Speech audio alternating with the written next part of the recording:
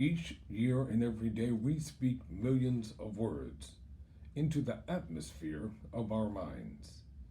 And then we wonder why our world, our atmosphere, our environment turned out the way it has. We have a decision to make. I'm Tyrone Bowman. This is Tyrone Bowman Tonight. The topic for discussion, it is so easy and so simple. Which one will you choose? Which one will you choose? How many times during the course of our lives, and we'll be honest, and I'll raise both of my hands at the same time, have we made decisions based upon the words that we speak? It's called being double-minded. We can't speak life and death at the same time because one will cancel out the other. You can speak life to your life, or Zoe, or you can speak death to your life. In order to achieve your goals, in order to be, to do, and to have, to live a beautiful life of health, happiness, success, prosperity, love, joy, money, plenty of it. Yes, I said it, plenty of money, because money is the answer. I'll be talking about that in a different video. But for right now, which one will you choose? Look at the world that we're living in. The world thrives on negativity. Yes, it does. It thrives on negativity because if it didn't, then the tabloids would not make a lot of money.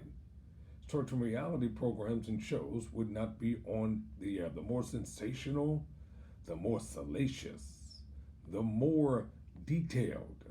People love it. Which one will you choose? In order to go down the path that we need to go down, and in order to be able to live a decent lifestyle, let's not fool ourselves. We cannot speak negative things into our world and think it's going to turn out right, because it won't. There's no need for me to be envious of anyone or anybody. I have to continue to make the decision to speak into the atmosphere of my life the things that I want to be, to do, and to have.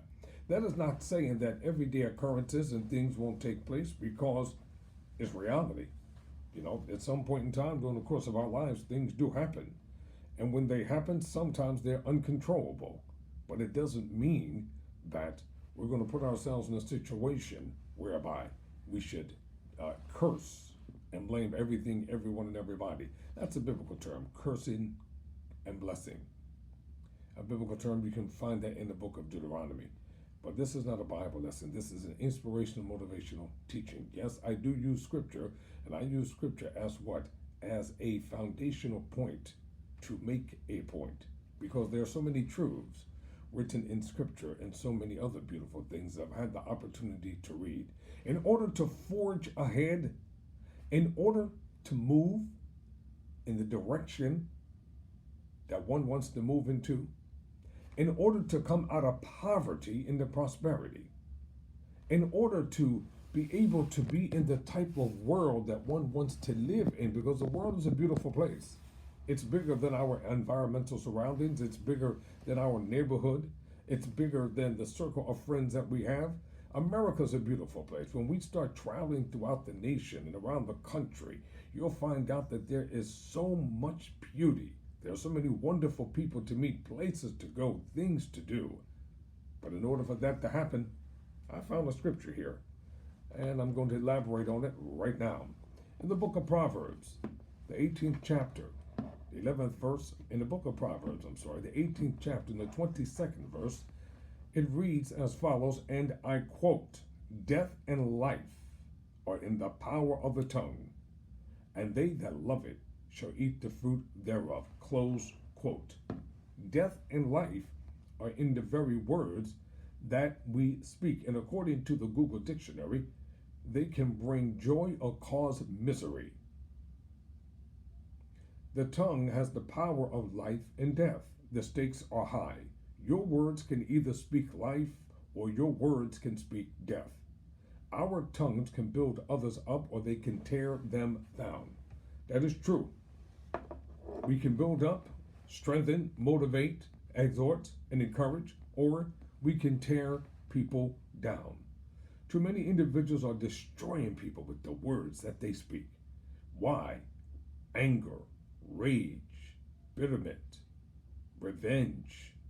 A lot of people in this day and age are revengeful. You see it in politics all the time. One group is pitted against another, trying to pit people one against another.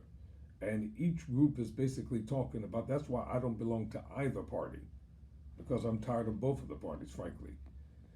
I'm an independent voter. Why? Because I vote my conscience. The awakening of your conscience will allow you to afford and have an opportunity to make decisions for yourself and for your family that will be long lasting right now and long after even the goals have been achieved. When you're striving to go down that road towards success, make sure that you don't listen to the voices of dissent. Don't listen to the voices of negativity. Don't listen to the voices of pessimism. Don't listen to the voices of rage. Don't listen to the voices of anger.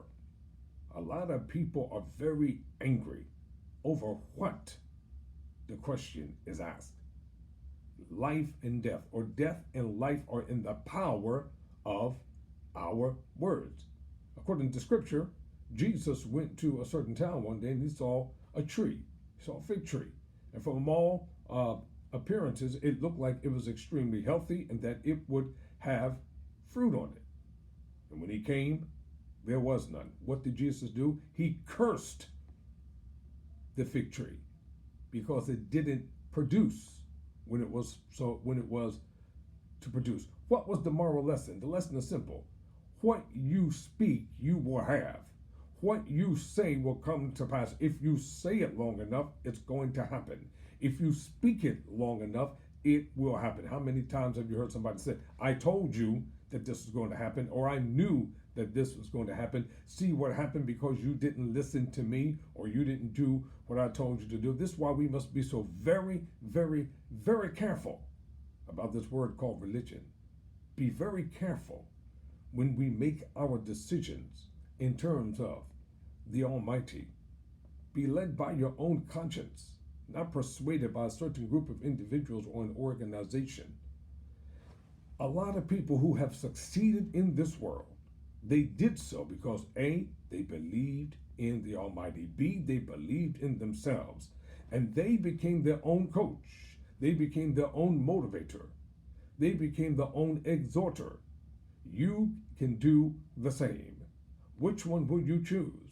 Will you choose death or will you choose life? Speak into the atmosphere of your world. Speak health into the atmosphere. Speak happiness, success, prosperity. Speak love, speak joy. Speak financial independence into your world. Speak powerful words of wisdom and understanding. And you'll find out that eventually everything is going to work out the way that you desire. Everything that you desire to be, to do, and to have that is good, that is right, that is honest, that is just, it will come to you. You never give up.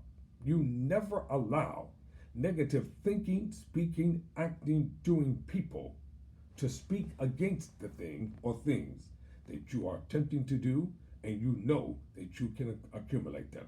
Yes, you can. But we have to choose. We have to make a decision.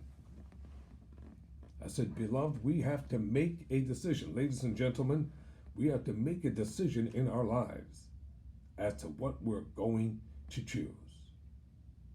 Sometimes family can be a blessing and it can be a curse at the same time, because some of the most terrible words of discouragement, they come from family members. You don't have to keep asking someone's opinion about what they think. What do you think about yourself? What do you think about your life? What do you think when you're alone by yourself in the private chamber of your mind? What you think about you is more important than what others think about you. What others think about you really does not matter. What do you think about yourself? Ask yourself when you're getting dressed if you like what you're wearing. Because sometimes you can allow people to have their opinions about so many different things, and their opinions can be wrong.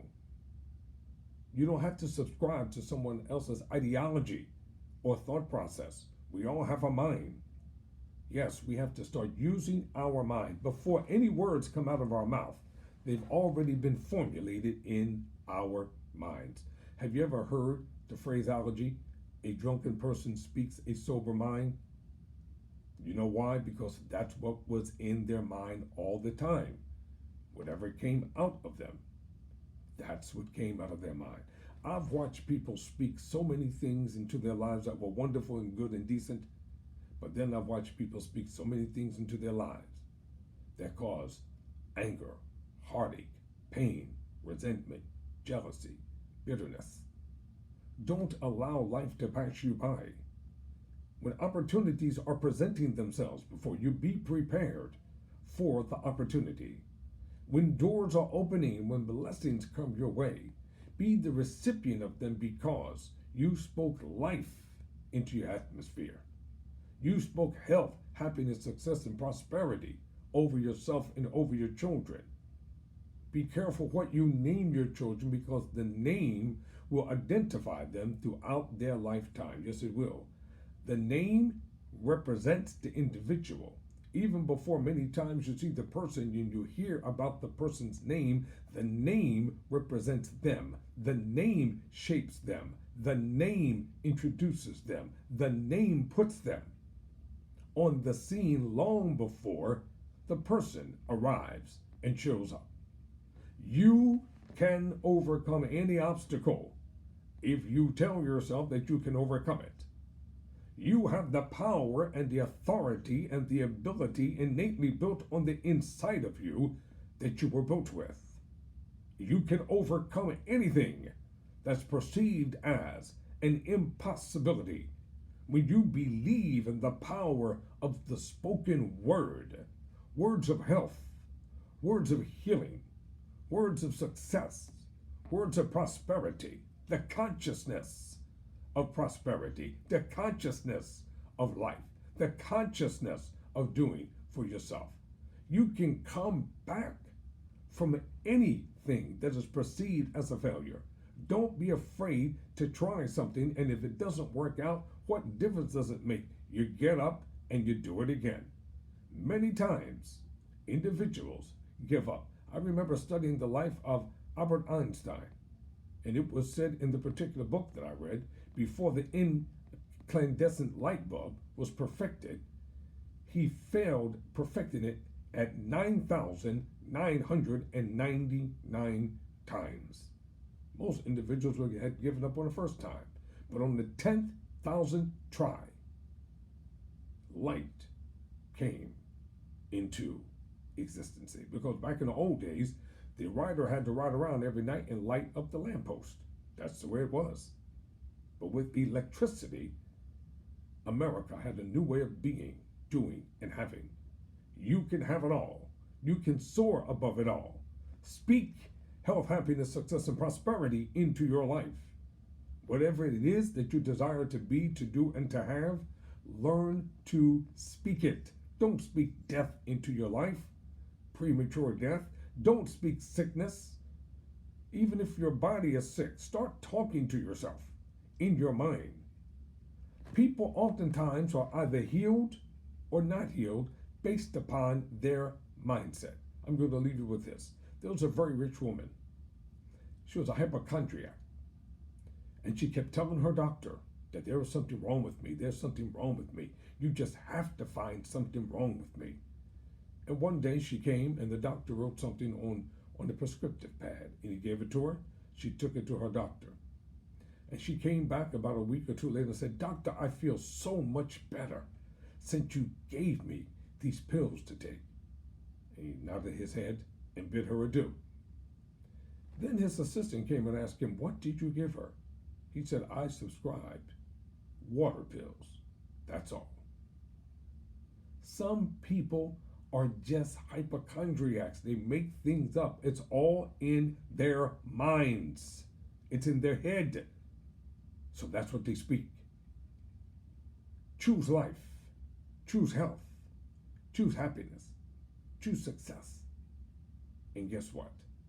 You will be able to live a good and a wonderful life. Never surrender. Never quit.